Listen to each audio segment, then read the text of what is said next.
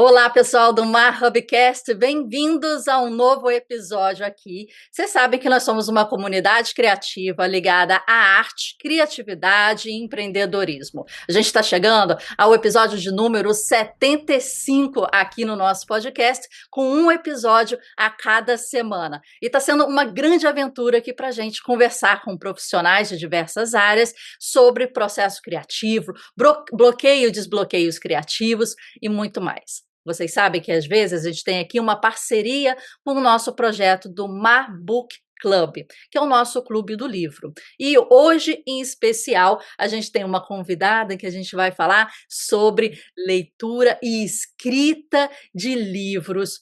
Flávia, bem-vinda. Muito obrigada pelo convite, Marcela. É um prazer estar aqui à sua disposição. Legal.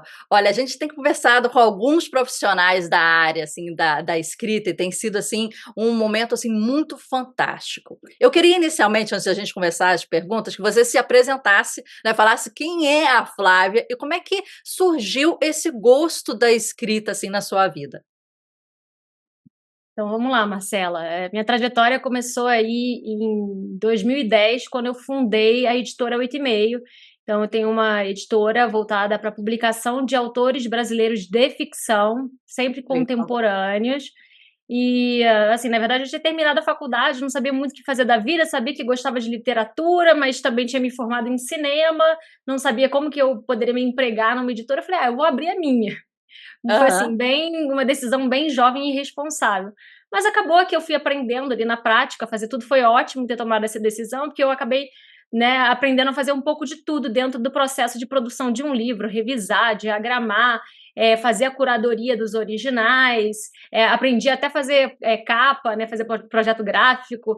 Então, assim, foi um aprendizado bem bacana, e aí com o tempo a gente foi se destacando, né, sendo finalista de alguns prêmios, a editora foi ganhando ali um espaço, dentro de um momento em que outras pequenas editoras, de editoras independentes também vinham surgindo, né, uma cena bem interessante de autores brasileiros independentes foi crescendo, Legal. porque antes era sempre um mercado editorial tradicional que não conseguia absorver toda a diversidade, né, da produção brasileira, e as editoras pequenas surgiram assim, acolhendo, né, essa produção que ficava mais marginal. E assim, em 2015, 5 anos, com 5 anos de editora, eu comecei a sentir falta de mais diálogo, porque o mercado editorial ele também é muito autorreferente, assim, ele é uma bolha, um pouco que as pessoas ficam ali, você tem muita dificuldade de furar essa bolha e fazer com que o livro chegue a outros leitores que não são escritores também, sabe? Uhum. E aí, com isso, eu falei, não, eu quero apostar, eu quero profissionalizar esse mercado, porque era assim, a gente recebia muitos originais de autores que não tinham a menor noção do que fazer com aquilo, como abordar uma editora. Eles abordavam a gente de uma forma extremamente amadora, antiprofissional. Oi, tô mandando, você pode escrever um livro, vai ser o próximo best-seller, você pode receber para mim. E assim, caramba, não, as pessoas têm que aprender, se elas querem ser escritoras, elas têm que minimamente aprender a se posicionar dentro desse mercado. E aí a gente teve a ideia de fazer um curso voltado para essa profissionalização, mostrando para o autor como que ele faz para poder apresentar um original, como que ele aborda uma editora, como que ele formata o projeto do seu livro, como é que ele faz para vender aquilo de uma forma interessante, que era né, interessante a forma como eles abordavam. E aí, com isso, surgiu o primeiro curso do Carreira Literária, foi o curso Escritor Profissional. Esse curso vendeu muito, assim, superou muito as minhas expectativas, e com isso eu vi ali que tinha um espaço também para investir em cursos voltados para escritores. Então Uhum. saí só da publicação de livros e fui também para começar a produzir conteúdo para escritores, de escrita criativa e de profissionalização e inserção no mercado editorial. Então, assim, eu sempre digo, eu adoro escrever, eu gosto de escrever, mas eu sou, sobretudo, professora de escrita criativa e editora, antes de ser escritora. Legal, legal. É engraçado que você falou, né, que você viu, né, uma oportunidade ali de mercado, mas não só isso, você criou a sua, né. Tem muita Uhum. dificuldade, "Vou criar minha empresa aqui e vou fazer isso", né. Você já vê um mindset seu, né, diferente. Mas a sua formação é qual, Flávia? Eu me formei em cinema e fiz uma Cinema. parte do curso de jornalismo, é. Tá, legal. E falando um pouquinho aí esse gancho dos seus cursos, né, que você falou que você lançou, não tinha tanta expectativa nesse sentido, mas teve uma repercussão muito, né, muito boa. Como é que você vê essa evolução desse momento até agora nesse mercado? Cara, foi, espantosamente, positiva, assim, surpreendentemente positiva. Eu achei porque o mercado editorial foi sempre um mercado que eu percebi com uma resistência a se profissionalizar, sabe. As Uhum. pessoas têm um certo pudor de dizer que elas têm uma empresa, sabe. É uma coisa um pouco assim, tem um certo pudor de você dizer que você, investe, dizer que você, pode ganhar, tem que ser remunerado com aquilo. Então eu falei assim: "Caramba, acho que vai ter uma resistência muito grande do público", mas não, surpreendentemente, cada vez é maior o número de escritores que quer fazer isso, que quer se profissionalizar, que quer fazer um curso. Principalmente na área de escrita criativa tinha uma resistência muito grande, né, porque existe um mito, que ficou muito enraizado acho que no brasileiro, de que, ser artista é um dom divino, né, de que Uhum. você não aprende a ser artista, ou você nasce com aquilo, com aquele talento, com aquela vocação, ou, né, não tem como. E isso prejudicava muito. Você vê que, assim, na Europa, nos Estados Unidos, já existem cursos de escrita criativa, graduações, cursos livres, cursos de pós-graduação, mestrado, doutorado, já há muitos anos, há décadas. Aqui isso Sim. começou muito mais recentemente. E surpreendentemente, cada vez e felizmente, cada vez é maior a procura, assim, né, de cursos. Tem hoje cada vez mais um entendimento que, beleza, acho que tem uma dimensão, sim, de talento que é importante, mas tem uma dimensão fundamental que é você investir na sua formação, você entrar em contato com um número cada vez maior de referências, de técnicas, e isso com certeza vai te ajudar a ser um escritor melhor. Eu acho, né, Flávia, que eu fiz um episódio do nosso podcast aqui, Papo de Artista, que sou eu falando com a câmera. O último episódio foi o seguinte: não deixe os seus projetos morrerem depois de você. E foi Uhum, exatamente essa questão de que a gente tem, às vezes, muitos projetos e a gente empoeirados nas gavetas, a gente deixa nas gavetas. uhum, Eu acho que a uhum, escrita, o livro, é um que morre muito, né, a pessoa escreve, aham, fica assim, fica com medo de aham, de mostrar, fica assim aham, receosa com os feedbacks ou as críticas, né, porque parece que a escrita, muito dela é um descortinar, né, é um revelar, e começa assim, por aí. Então, assim, para a gente entrar uhum. nesse ponto da escrita, o que que você vê que é o primeiro, assim, bloqueio que a pessoa tem a essa intenção dela, não só escrever, mas, fazer com que aquilo chegue no leitor, por exemplo. O que que você sente Uhum. desse bloqueio nesse momento dela? Acho que o primeiro vem um pouco disso que você falou, é uma certa insegurança, né, um Hum. medo do julgamento. A partir do momento que eu estou expondo aquilo, especialmente algo que é tão íntimo, né, que tem tão a ver comigo, a pessoa fica com medo de ser julgada, das pessoas não gostarem do texto, porque não gostar do texto é, de certa maneira, não gostar de algo que é dela, né, tem uma relação de identificação muito forte. Então acho que o primeiro receio é esse. O segundo eu acho que vem às vezes de que o autor percebe, eu acho que isso é saudável, que ele tem certas limitações técnicas, que ele Hum. imagina algo, né, que na cabeça dele é muito lindo e na hora que ele coloca aquilo no papel é muito distante, é muito diferente. Então, assim, entre o ideal e a realidade existe um abismo, né? Para você conseguir realizar aquilo que você imaginou, você precisa ter um arsenal, né? Precisa ter um repertório. Então, acho que talvez o segundo bloqueio, a segunda dificuldade venha um pouco daí, insegurança vem um pouco daí. E às vezes vem do próprio processo, né? Que às vezes você imagina algo e você, à medida que você vai escrevendo, o próprio processo vai te levando para outros caminhos, né? O texto ele tem uma certa autonomia ali que vem da linguagem escrita, da linguagem verbal, e que você vai ter que ir encontrando as soluções. Então, em alguma medida, é normal também esse bloqueio, essa resistência. Você vai ter que parar aquilo, vai ter que voltar, vai ter que reavaliar o caminho que você pensou inicialmente. Mas acho que é um pouco por aí. Como eu estava ontem pensando aqui na nossa entrevista e tentando fazer um paralelo, né, sobre você, pintar um quadro, uma tela em branco e ficar em frente de um papel em branco para começar a escrever, né? Aham. E aí me veio o seguinte paralelo, né? Eu que já tenho 3 livros e já pintei, né, alguns bons quadros aí, uma quantidade boa, é, comparativamente, eu acho que um livro é muito mais difícil do que uma tela. E é justamente isso que você falou. Você começa a colocar ali, uma cor para tirar o branco, né, e aquilo Aham. te ajuda no desbloqueio ali da pintura.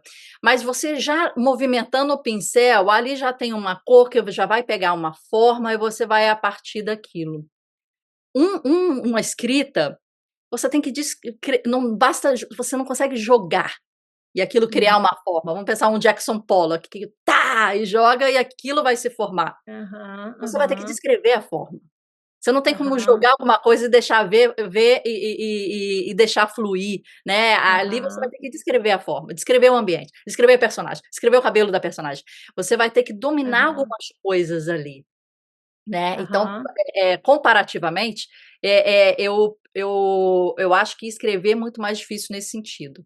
E aí eu queria entrar nesse ponto que você falou. Às vezes ponto do bloqueio é a técnica. Eu acho que aham. esse, pra mim, eu acho que é um dos pontos principais, porque ideia todo mundo tem, né, ideia, né, é Aham. é mais fácil, né, tipo, às vezes até a pessoa vê um quadro meu e fala: "Poxa, que legal, né, essa ideia". Mas executar é com Aham, aí são outros 500, né. aham. Como é que é essa orientação? Como é que é essa abordagem sua com essa pessoa que tem uma ideia, mas ainda não sabe para onde seguir com isso? Acho que tem várias abordagens, assim, né, primeiro a gente faz um trabalho, assim, de conversar, né, por exemplo, nas nossas mentorias a gente, precisa entender, se aquela ideia se sustenta, né, para ela, sei lá, vamos supor, ela tem: "Ah, eu quero falar sobre um relacionamento entre mãe e filha, minha história é sobre um relacionamento entre mãe e filha". Então beleza, assim, quem que é essa mãe, quem que é essa filha, qual que vai ser o conflito delas na história, né? Não basta dizer, né, um conflito de mãe e filha, sei lá, elas não se dão bem. Beleza, mas como é que vão ser as cenas da história, né? Então essa mãe, ela é uma mãe competitiva, né? Você, Uhum. não é bem isso. Então a gente começa perguntando para o escritor o que que ele quer dizer, porque muitas vezes ele não se perguntou o suficiente sobre isso. Ele tem uma ideia inicial, às vezes ele acha que aquilo vai dar uma história, mas muitas vezes não vai, né? Então assim, Aham, às vezes a história que você tem, a ideia que você tem, ela pode, sei lá, dar um conto ou uma poesia, mas não vai dar um romance. Um romance entendi. ele tem determinadas leis, né? Então ele precisa de um conflito, precisa do que a gente chama de uma cadeia dramática, ou seja, você precisa de um protagonista que tem um conflito, que tem um desejo, que tem um obstáculo, que tem que ter um contexto, tem que ter um arco dramático, precisa, né, que haja uma mudança desse protagonista. Então a gente começa a investigar ali o escritor para ver qual que é o potencial daquilo que ele inicialmente quer fazer, né? Do que ele diz que ele quer fazer. E vai variar muito também de acordo com o repertório do escritor. Tem escritor que já é muito mais consciente, que ele sabe que ele quer fazer, olha, eu quero escrever esse romance, ele muitas vezes já chega com um texto mais ou menos pronto, você vai ler, você vai dar um feedback de, olha, acho que aqui você pode lapidar melhor esse trecho, essa cena aqui não está dizendo nada, mas ele já sabe muito o que ele quer entregar. Tem outros Hum, não, que ainda estão mais, são mais amadores nesse sentido, estão mais crus, têm uma relação mais intuitiva ali com a história, sem tanta consciência desse repertório. Então, cada caso vai pedir uma abordagem diferente. entendi. A pessoa já tem um negócio interessante que você falou, né, repertório, né. A pessoa às vezes já tem um repertório, e eu acho isso muito importante, porque, a gente leu um livro aqui para o nosso clube do livro, que é A Arte Cavalheiresca do Arqueiro Zen, e que eu tinha Aham, lido há anos atrás, né, muito tempo atrás, e relemos. E como experiência, eu falei assim: eu entendi o conceito. Eu entendi que ele não está falando puramente só do arco e flecha, né, porque a gente entende as Aham, camadas da escrita, né, ali se você aham, tirar do arco e flecha em si, você leva para uma questão mais filosófica, né, e aí você as aham. camadas da escrita. Mas eu falei: "Eu vou entrar numa aula de arco e flecha, para aprender arco e flecha, para Hum. entender o que ele está fazendo na prática falando na prática, para depois pegar isso e trazer para uma questão mais filosófica". Fiz 3 meses de arco e flecha. Nossa, deve ser dificílimo.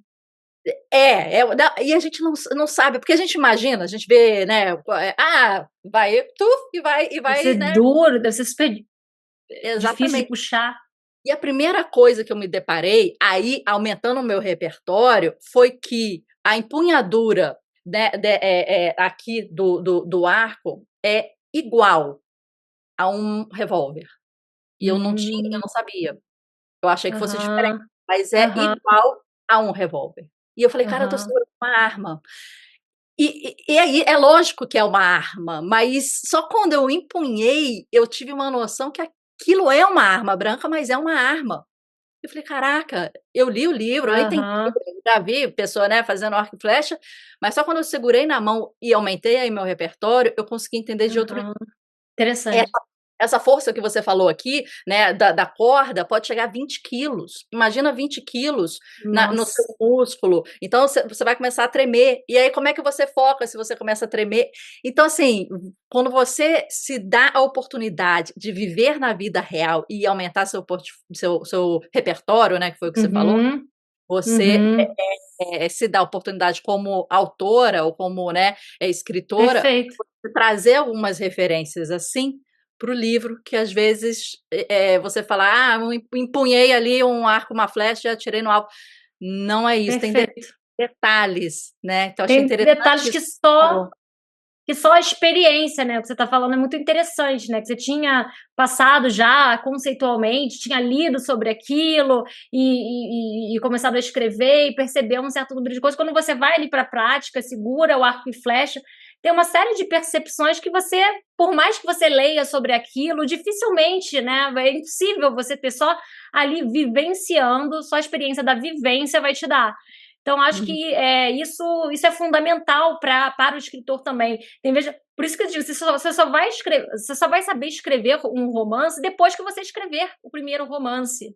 Porque você pode ter uma ideia maravilhosa, mas a partir do momento que você chega ali, passa para o papel e vê que aquilo que você imaginou não se sustenta no papel, você vai precisar buscar outras soluções. E só quando você chegar ao final ali, botar um ponto final, né, na história que você imaginou, você vai ter conseguido pela primeira vez. Então não adianta, você pode ler todos os livros de teoria literária, de escrita criativa, que você quiser. Isso não vai, por si só, apenas isoladamente, te ensinar a escrever livro nenhum.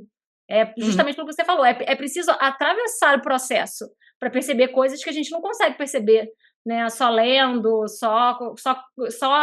a partir de um lugar de conhecimento teórico, né? Legal. Então, E você falou uma coisa muito legal, quando você faz essa abordagem com os seus, mentorados, né, você falou: "Ah, quer escrever sobre o quê?". E aí está o conflito, né, que eu acho que uhum, é o grande parte-chave. E você como mentora pergunta ao conflito, né, como é que é esse uhum, conflito? Como é que é essa relação entre mãe e filha que você colocou, né. Assim, aham, o quão forte tem que ser esse conflito para realmente ele conseguir,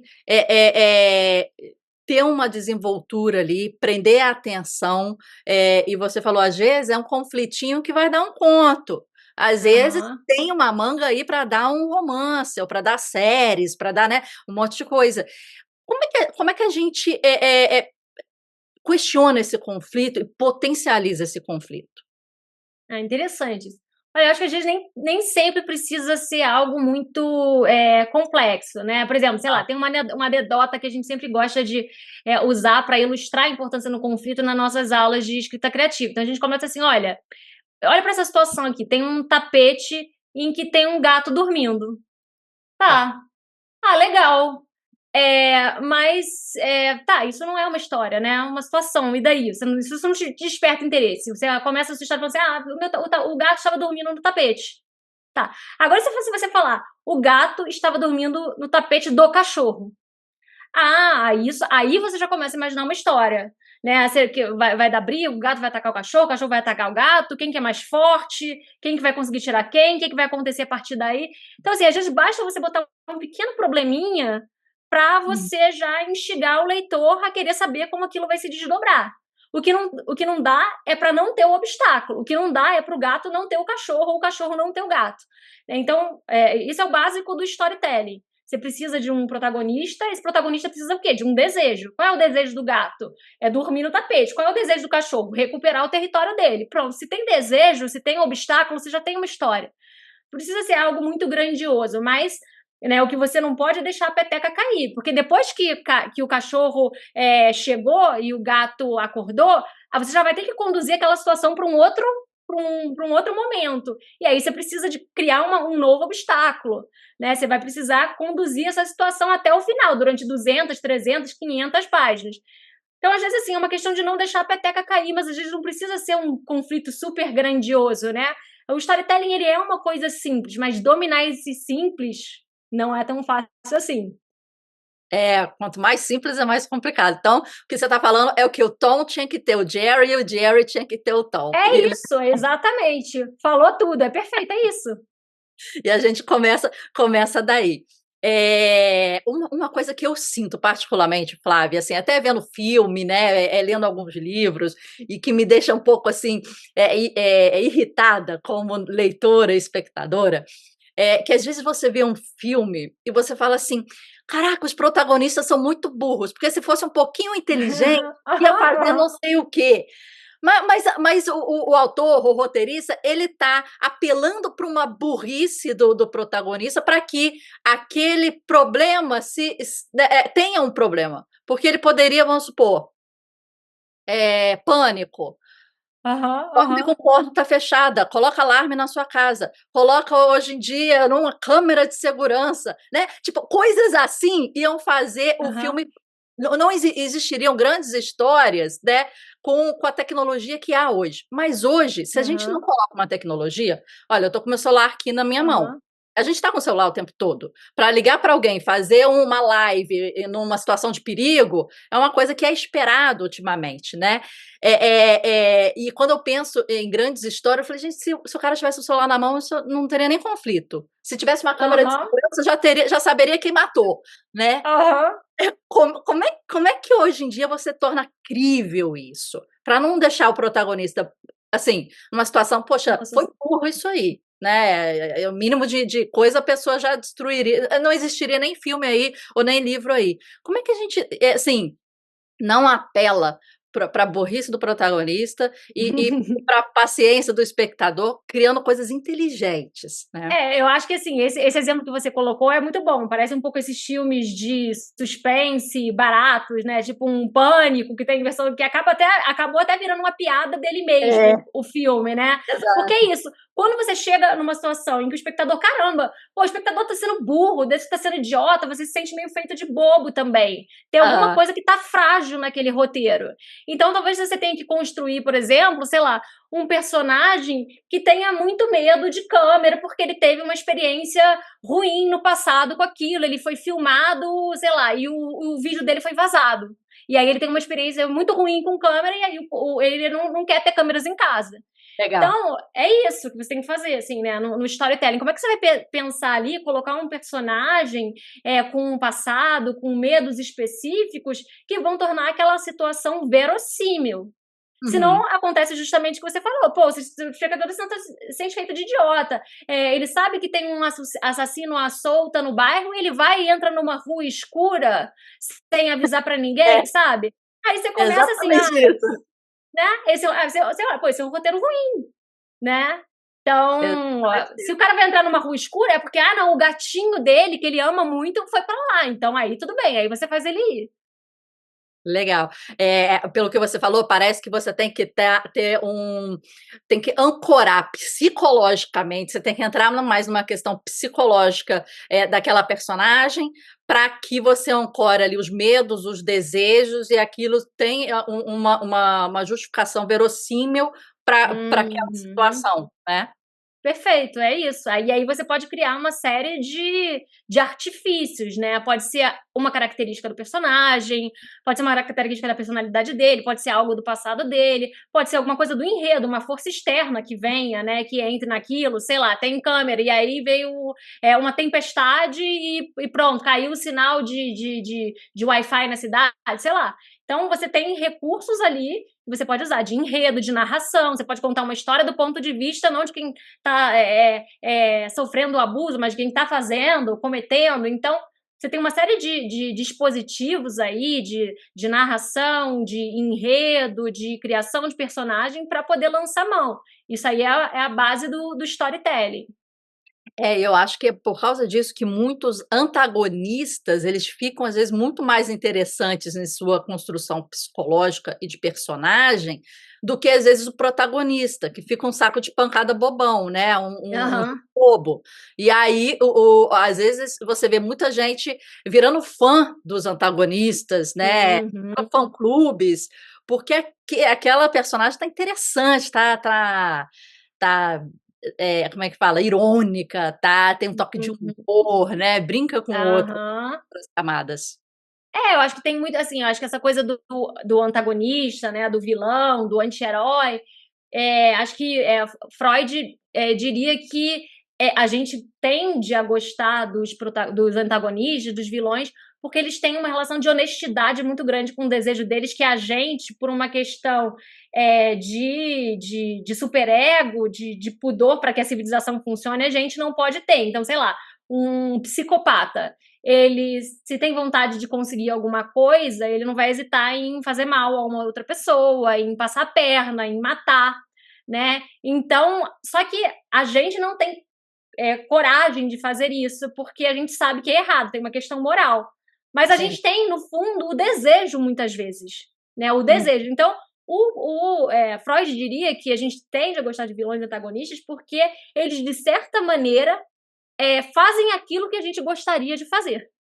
Né? Eles fazem aquilo que a gente gostaria, que o nosso desejo, que lá no fundo, no fundo, no fundo, a gente gostaria de fazer. Por isso que a gente tem uma relação tão visceral com esses personagens. O protagonista, o herói, não. O herói é aquele que vai pelo valor, né? Ele é nobre, ele se sacrifica.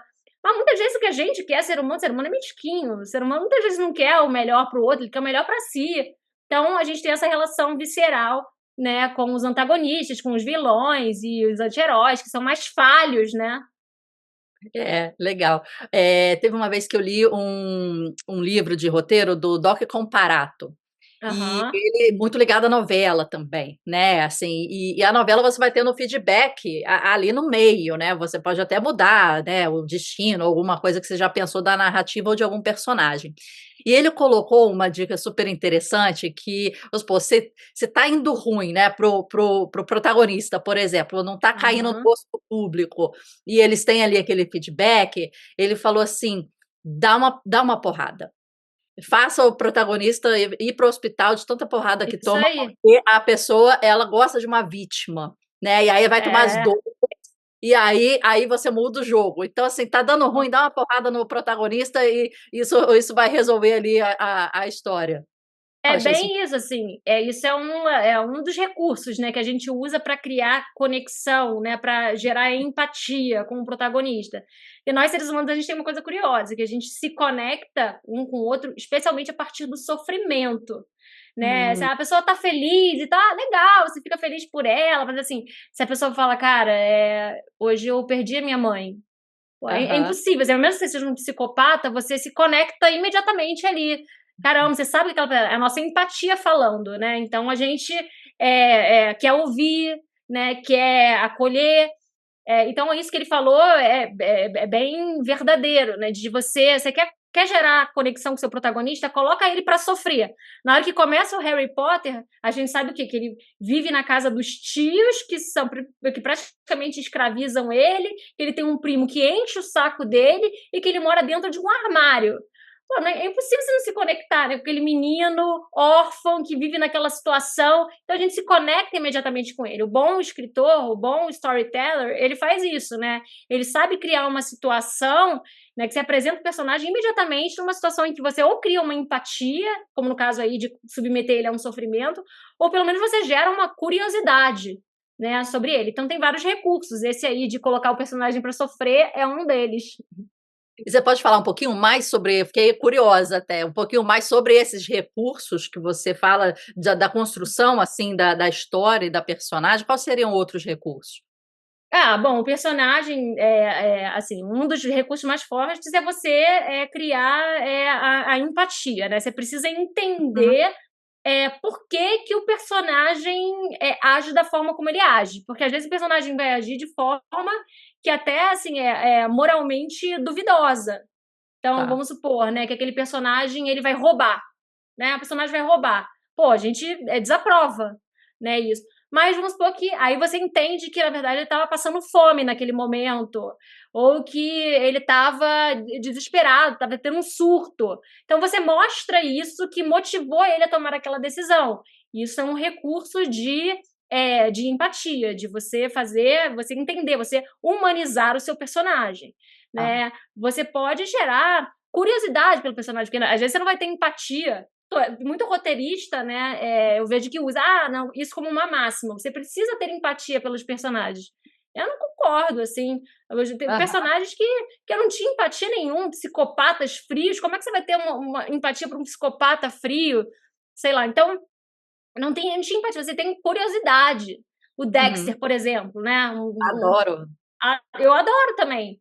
Por que a gente se conecta ali, né? Tem uma coisa muito interessante naquele personagem que é um Hum. psicopata frio, calculista, mas ele tá ali, pelo menos durante as 4 primeiras temporadas, depois a série dá uma degringolada, que ele é um psicopata que ele quer se humanizar, ele quer sentir algo. A gente conhece o passado traumático, né, então tem a coisa da justificativa, de por que ele se Aham. tornou assim. Você humaniza alguém que é um psicopata, alguém que a gente está acostumado a ver de uma forma muito desumanizada, então você humaniza o personagem, você justifica, você mostra por que ele se tornou assim. E ele tem um dilema muito forte, o conflito dele é muito forte. O conflito dele conecta a gente a ele, que é ele é um psicopata, mas que ele quer se humanizar. Toda vez que ele fala, ele diz assim, que ele tem o ímpeto de matar, ele fala: eu não sentia nada, eu estava totalmente dormente, eu queria me sentir vivo. E aí ele ia fazer aquilo. Então, é um personagem interessante. Não necessariamente você gosta, você vai passar a mão na cabeça dele, não é alguém com quem você vai querer sentar para tomar um café, mas o conflito dele te instiga. Então tem uma série de recursos diferentes. Ou o personagem vai mostrar algo que seja muito forte da condição humana, ou o personagem vai ser um personagem que faz tudo diferente do que você faria, e aquilo desafia os seus valores morais, né? Esses personagens são personagens que eu gosto muito também. Por exemplo, o Humbert, né, da Lolita, que é um personagem que é um pedófilo, né? Então, assim, é um personagem que desafia que está testando os seus valores morais ali o tempo todo. Ou um personagem, sei lá, de Crime e Castigo, o Raskolnikov, que é um cara que não hesita em matar, assassinar uma mulher. Depois ele tem a redenção dele lá no final, que é questionável. Mas então, assim, o bom personagem, ele vai para um desses caminhos, assim, ele vai te desafiar seus valores morais, ele vai te conquistar pela empatia, porque ele sofreu muito, né, e você quer ver ele se dar bem mais adiante. Então tem uma série de recursos, eu acho que isso que é riqueza, assim, né, eu tô o quê? Há 20 anos que eu trabalho com literatura, com narrativas e, né, e isso não se esgota. Então Sim. Você comentou de Dexter, né, Flávia, eu adorava aham, esse também. seriado, né, maravilhoso, e lembrei realmente quando você falou, né, porque ali você tem uma personagem que tem um histórico, então o que você falou da justificativa foi interessante, né, uma cena de assassinato e ele sendo adotado, né, sendo que ele estava eles chamam lá de bloodbath, né, um banho de sangue lá, Aham, e ele tem essa questão de querer matar, matava, bichinhos e o pai depois aham, como, policial canalizou aquilo, então ele se torna, entre aspas, um justiceiro que também justifica, né, entre aspas, aham. Aham.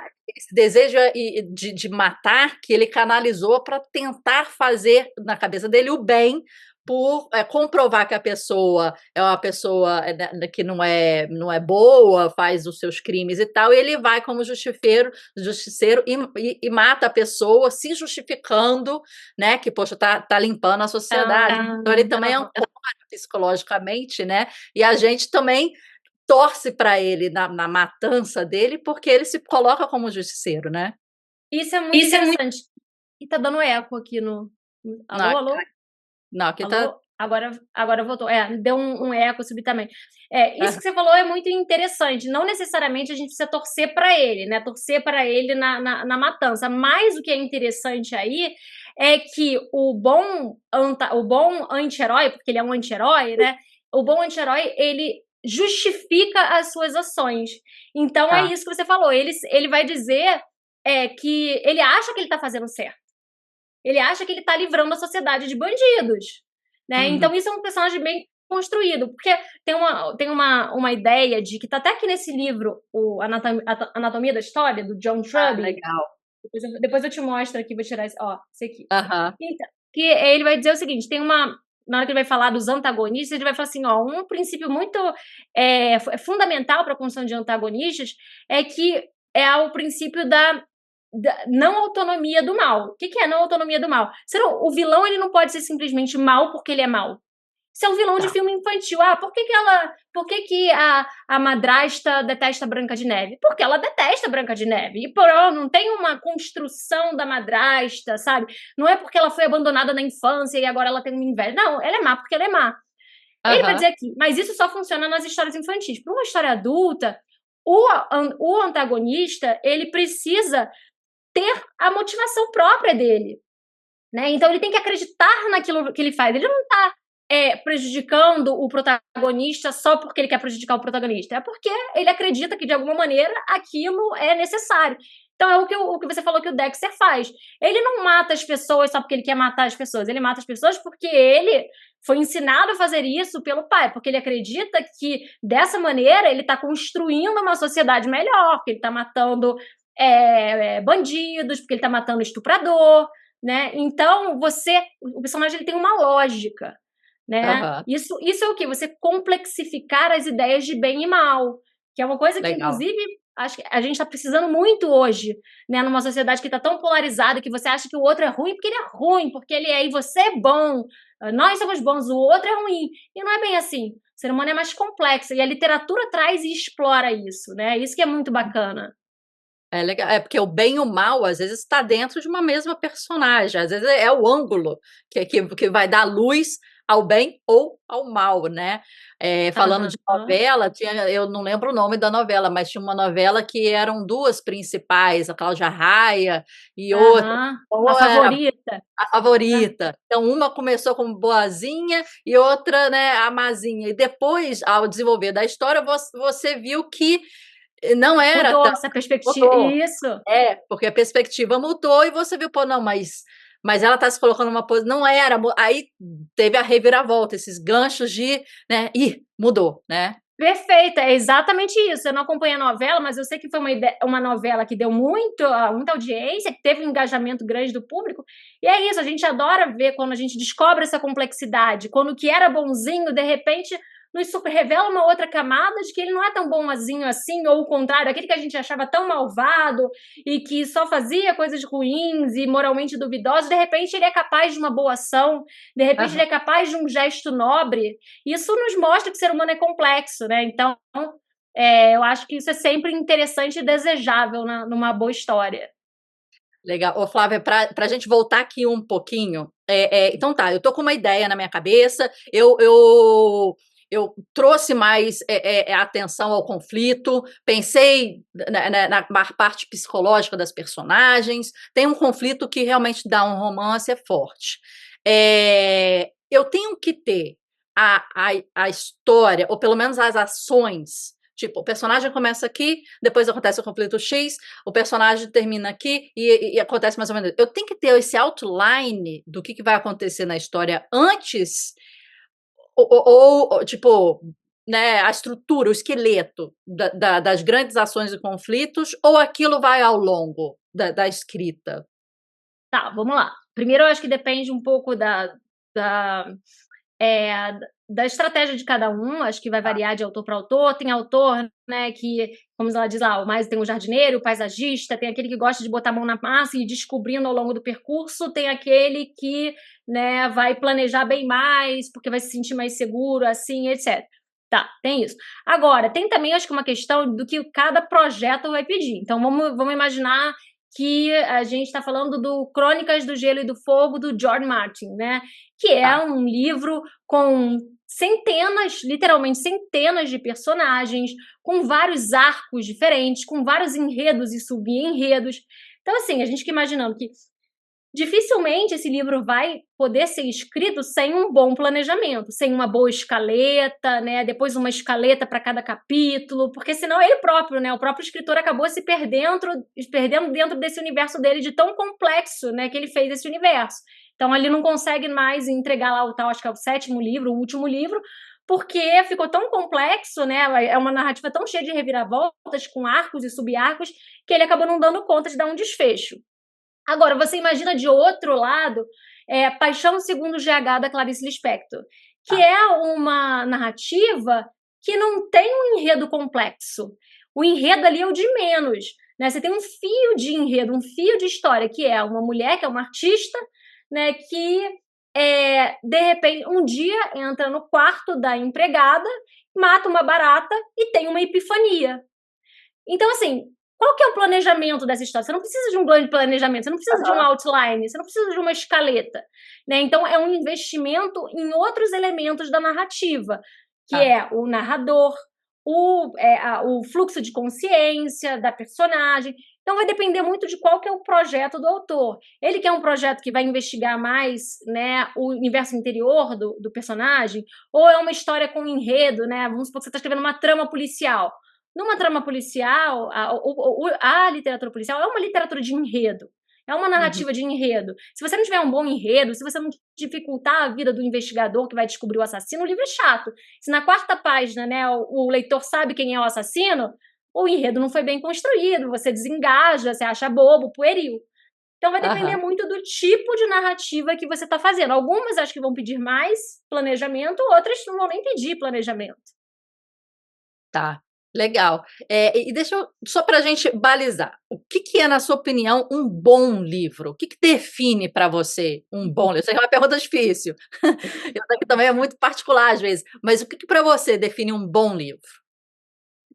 Olha, essa é realmente uma pergunta muito difícil, porque pode ser tanta coisa, né, e isso já me surpreendeu tantas vezes. Toda vez que eu quis criar um princípio máximo do que é um bom livro, eu me ferrei, porque Aham. um autor veio, né, no dia seguinte e me mostrou que aquilo que eu imaginava como uma grande verdade não era. Então, assim, mas, para mim, Flávia, eu tendo a gostar de livros que, dizem para além do que simplesmente contar uma história, assim, né. Eu acho que, contar uma história é importante, Tá. mas eu quero um livro que me faça pensar, um livro que fique comigo, um livro que eu terminei aqui. Muita gente, por exemplo, tem essa relação com a literatura, né, de: "Ah, eu quero um livro para distrair, para passar o tempo, né, para passar o tempo, um livro para me entreter, meu dia foi pesado", e tudo bem, isso é uma forma super interessante de lidar, é uma função da literatura, né? Estranho falar em função, mas sim, é um papel importante da literatura. Literatura, a arte pode fazer isso, te desligar do mundo, da sua vida, dos seus problemas e tudo mais. A minha relação é um pouco diferente. Eu gosto de um livro justamente aquele que não faz passar o tempo mais rápido, mas que faz passar o tempo mais devagar. Aquele livro que vai me fazer pensar, que vai me deixar com ele, aquele personagem que eu vou ficar instigada por ele. Caramba, por que eu fiquei até o final desse livro, lendo esse livro, se esse personagem é detestável? Sabe? Então, esse livro que ele não responde exatamente as perguntas, que me deixa com aquela intrigada, para mim, esse é o bom livro. Mas é o que você falou, isso é absolutamente subjetivo. Tem gente que vai Uhum. ler Shakespeare e vai achar chato.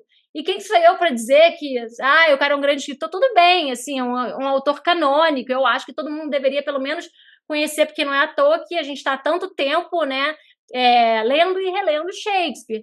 Mas, assim, quem sou eu para dizer que o outro tem que gostar, né? Então, isso vai muito da vivência de cada um, da bagagem, das expectativas que cada um traz. Você foi falando, eu fui pensando, né, porque você falou: "Aquele que questiona, que me faz pensar", né, então, pra você seria um livro que fica, né, a Uhum, leitura acabou, mas, isso. a digestão ou a degustação daqueles pensamentos ou do argumento, elas vão ressoar por algum tempo na sua vida, podendo até ter implicações de mudança de comportamento, né, e etcétera e tal, Uhum, e que aquilo vai ficar. Porque a gente lê muitos uhum, livros, né, Flávia, e assim, às vezes uhum. passa um tempo e esqueci, não sei nem de que era a história, ou, Aham. né, mas tem uns que vai passar 20 anos, você vai estar lá: "Não, porque aquele personagem naquela cena fez isso e falou", e você cita o negócio que falou e você lembra tão vividamente, porque aquilo ficou, né, ressoou para você, né. Então independente Exatamente. do livro, é aquele que tem uma ressoa Uma com ressonância, exatamente. Para mim é isso. Mas, você. assim, admiro também uma história que é um enredo, sei lá, por exemplo, os livros da Agatha Christie. Por exemplo, não são Aham, livros que ficaram comigo, mas que foram momentos de diversão, né, em que eu me entretive e esqueci dos meus problemas, que foram maravilhosos. Então, assim, não dá para criar uma hierarquia, né, e que infelizmente é uma coisa que acontece muito no mercado editorial, né, se cria essa hierarquia. Ah, o livro bom é o livro que gera reflexão, o livro que é entretenimento é uma coisa menor, né. Então, assim, pra mim entendi. pra mim pelo menos não é, assim, eu tenho o meu gosto pessoal, os livros que eu quero, mas não acho que isso seja um valor absoluto. Aham. Legal. E uma forma mais prática aqui, Flávia, eu estou escrevendo, qual que é a ferramenta você indica, o software que você indica para a pessoa escrever? É o Word ou tem uma ferramenta um pouco mais inteligente que vai ajudar até na estruturação, né? Ih, menina, pra mim, ó, eu fiquei até com medo dessa pergunta, porque pra mim é o bom e velho Word e o Aham. caderninho. Tá. E o caderninho, então um caderno para você fazer um planejamento, né, às vezes você fazer um mapa mental, você colocar detalhes, você recortar uma citação, mas eu nunca usei software, já tentei, mas nunca me dei bem, nunca ajudou, só atrapalhou. Então assim, Aham. pra mim, assim, para criação literária não funciona. Eu já tentei alguns, mas eu volto sempre para o Word, né, é Aham, impressionante, já tentei até, de forma a escrever o segundo cérebro, que é o Obsidian, não sei se você conhece aham. esse aplicativo que é interessante, mas eu acabei perdendo coisas, não consegui salvar coisas, aí você fica nervosa, falei: "Cadê aquele negócio?", né, e o bom e velho Word salvou, tá ali, e eu vou fazendo ali as anotações até dentro do Word. É isso, eu vou salvando, o que eu faço é, assim, criar uma pasta para o projeto. E Tá. aí eu vou fazendo, né, vou escrevendo livremente, no outro eu coloco cenas que eu não sei se eu vou realmente usar ou não, mas que não estão casando ali com o enredo, mas que tem uma outra frase que eu gostei, aí eu coloco arquivos de pesquisa, né, dentro dessa pasta, coloco arquivos com citações, passagens muito interessantes de livros que fazem parte daquela constelação de referências. Então, eu vou usando assim a pasta do Word e o caderninho que eu levo, que hoje em dia, inclusive, eu uso o Notas do celular. Né? Então, ali Ah, veio uma ideia, sabe, aham. no carro. Eu pego e escrevo, né? No carona, tá? Então, eu pego e escrevo ali no bloquinho. Aham. Então, e aí depois trago isso aqui pro computador, pro desktop. Mas realmente nunca me dei bem com um aplicativo. Pra mim não funciona. Sei que tem muita gente que funciona, mas pra mim não rolou. Sei. Eu também vou fazendo isso, né, e às vezes quando são capítulos curtos, eu que escrevo mais, assim, não ficção, eu crio um que é tipo que é referência ao seu, né, de pesquisa, rascunhos e etcétera, e quando eu vou fechando os capítulos, eu coloco um outro arquivo, tipo assim, versão final, né, É ou a ser isso, editada, uma coisa assim, e já isso aí. pá, né, ganhou upgrade, né, pum, pá, tá bom, passa para o outro, e vou salvando os 2 arquivos, mas, esse fluxo aí é bem interessante. Flávia, agora nossas rapidinhas ao final aqui da nossa entrevista, para a gente ver suas referências e conselhos. Quais seriam, assim, 3 livros sobre técnica de escrita que você super indica para quem está escrevendo ou querendo iniciar nessa aventura? Tá. técnicas de escrita. Vou só para tirar esse foco desfocado, porque ele acaba atrapalhando aqui. Então, vamos lá. Técnicas de escrita não tem, assim, técnicas de storytelling não tem um universo infinito de livros, não. São livros que são considerados aí praticamente a bíblia do storytelling, né? São todos americanos, curiosamente a gente não tem livros, tem pouquíssima referência de storytelling aqui de autores brasileiros, o que é uma pena, mas não tem esses, né, que você própria já falou aí no começo, quando a gente estava conversando, que é o Story do McKee. Essa é uma edição velha, tinha uma edição mais nova, mas eu não sei onde é que ela foi parar na minha mudança. Então esse aqui é o Story, do Robert McKee, né, que é considerada uma bíblia do storytelling. É um livro, na verdade, sobre roteiro de cinema, mas ele traz referências literárias também. Tem esse outro aqui, que é menos conhecido, mas que eu considero igualmente bom, não sei porque... não está conseguindo focar. Anatomia da História. Anatomia da História, do John Truby, que é um livro que ele só foi traduzido aqui no Brasil recentemente. Então, acho que por isso ele não é tão conhecido aqui no público brasileiro, né? Mas é um livro que vale muito a pena, eu já conhecia ele, tinha lido ele, a edição americana, e agora ele foi traduzido pela editora Seiva, que é uma editora relativamente nova, então acho que vale muito a pena. Ele também dá uma noção de storytelling muito boa, assim, tal como o McKee, mas abordando alguns aspectos diferentes. E assim, e tem esse aqui também que eu gosto bastante, que é o do Stephen Cock, que é o Oficina de Escritores. Do Stephen Cock, Oficina de Escritores.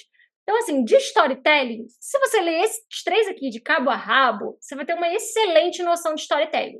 Storytelling, assim, ele é um universo de conhecimento limitado, tá? Agora, então, esses três vão te dar uma ótima base. Agora, para você ler sobre o fazer literário, porque, assim, o que é o storytelling? O storytelling é essa ciência de construção de enredo, tá? Agora, quando você sai desse universo do enredo e você vai falar de personagens, vai falar de narração, você vai falar de forma literária, aí esse universo se expande ao infinito. E aí tem uma porção de livros que eu acho interessantes, assim. Eu trouxe aqui só alguns. Então, muitos escritores, eles compartilham seus processos de criação com o seu público, e tem essas publicações para ajudar outros escritores, né? Que estão em formação. Então, tem esse do Haruki Murakami, que é o romancista como vocação. Nunca sei se é escritor, romancista. Romancista como vocação. Que desgraça. Depois, esse aqui do Orhan Pamuk, que é o romancista ingênuo e o sentimental, que eu acho lindo. Acho que ele dá alguns insights assim, sobre o que é escrever, que eu acho... Assim, ele eu não conheço, Flávia. Legal. Boa referência. Esse eu vou pesquisar. Dá uma olhada nesse livro. Eu acho que ele é um escritor turco, né? Exatamente, turco, nasceu em Istambul. Então, ele é maravilhoso, é um escritor, prêmio Nobel de literatura, e esse eu acho muito bonito. Ele cita alguns exemplos clássicos aqui da literatura e como que isso funcionou em termos de construção de personagem, fala um pouco sobre o processo criativo dele. É um livro bem curtinho, assim, acho que vale muito a pena. Eu adoro esse aqui, né? O Herói de Mil Faces, do Campbell. É de onde tiraram a coisa lá da jornada do herói, que hoje todo mundo fala na jornada do herói. Mas, assim, o bonito é como ele chegou nisso. Esse estudo que ele fez de mitologias do mundo inteiro, de culturas orientais, ocidentais, e como que ele chegou nessa jornada do herói, nesse arquétipo de criação de histórias. Eu acho muito bonito, é um livro que fala sobre a importância das histórias para nós, seres humanos. Por que nós precisamos de histórias para viver? Né, para dar sentido para a nossa vida. Então, eu recomendo esses 6 aí, acho que já tem um arsenal bacana aí para quem quiser, para quem tiver interesse. O Campbell está aqui, ainda não li, mas já está aqui na minha estante. Eu adoro, depois me conta. Conto sim. Para você, Flávia, qual seria assim, uns 3 livros que você fala, cara, esse livro está perfeitamente escrito, esse livro, nossa, é a pérola da escrita? Quais seriam esses livros? Não tenho muita dúvida. Assim, para mim, o grande livro da minha vida que me marcou, que me levou para a literatura, falou, isso eu quero fazer, é O Estrangeiro, do Camus, do Albert Camus, né? Um escritor francês do século XX, existencialista, absurdista, e esse livro, O Estrangeiro, me marcou muito. Me identifiquei muito na época, que era uma adolescente muito niilista. Mas hoje é um livro que eu já li de uma outra maneira, já lendo com distanciamento, foi uma outra leitura. É um livro que eu não me canso de ler e reler e de pensar sobre ele, então com certeza ele estaria. Depois tem um livro que bem mais contemporâneo, que eu amo, que se chama Velocidade da Luz. A Velocidade da Luz, do Javier Cercas, é um escritor espanhol. É uma história sobre uma amizade entre um escritor, um cara que quer ser escritor, e um veterano da Guerra do Vietnã. Aham. Eu não posso falar muito porque seria dar Tá. spoiler. É um livro que tem um plot twist, assim, meu Deus, tira o tapete. Aham. Então é um livro lindo, assim, lindamente escrito, formalmente, primoroso e com um enredo maravilhoso, com personagens que você não vai esquecer, assim. Então, recomendo muito. E vou recomendar também outro de literatura contemporânea, porque eu quero incentivar as pessoas a lerem mais literatura contemporânea, que acho que tem muita coisa boa. Que é um livro de uma autora jovem ainda, ela tem uns 40 e poucos anos, ela é norte-americana, a Otessa Moshfegh, se chama Meu Ano de Descanso e Relaxamento. Cara, é um livro assim que eu queria ter escrito, sabe? Aquele livro que eu queria ter escrito, que Aham. tem uma premissa maravilhosa. É uma adolescente que tá. Uma adolescente não, uma jovem que tá super deprimida e que passa e resolve fazer um experimento para hibernar durante um ano só tomando remédio atrás de remédio. E a partir Ei, disso, ela faz uma reflexão sobre sobre a nossa sociedade ultra competitiva, pessoas vivendo sem sentido, assim, que é muito forte e com um humor, com uma navalha afiada, assim. Eu acho um livro que é impossível ficar indiferente. Então, vou citar esses três. eu acho muito legal, né, Flávia, assim, porque a gente vê esses livros blockbusters, né, eu gosto de falar assim, que já estão bem, assim, falados, né, pegam uma hype muito grande e tal, mas quando a gente tem a referência, assim, como você está falando, eu vi a paixão nos seus olhos de, cara, é muito legal, tipo, tem que ler, se você pega esse livro para ler, né, tipo, quase implorando, tipo, você vai adorar esse livro, você conta a história e tal, e sai desses blockbusters, né, e você parece que Uhum, está apresentando aqui cara, é um achado, né, tipo, tem uhum. esse livro aqui, lê, as pessoas às vezes Lê. não conhecem, não sabe a autora, não sei o quê, mas vai que você vai gostar, né, parece que você está dando, assim, até um presente, né, para a pessoa, né, tipo, Aham. pega essa referência, lê, vai pra cama, né, com esse livro que você, vai adorar essa leitura, né. Não, faz muito sentido. Isso que você está falando é muito verdade, assim, e isso é o que mais faz vender livro, é aquele leitor que Aham. fala com paixão. Você fala com Isso. paixão, você escuta alguém falar com paixão daquele livro, você vê o quanto aquele livro de fato afetou aquela pessoa, pô, esse é o livro, pelo menos eu, que funciona Aham. pra mim, esse é o livro que eu quero comprar.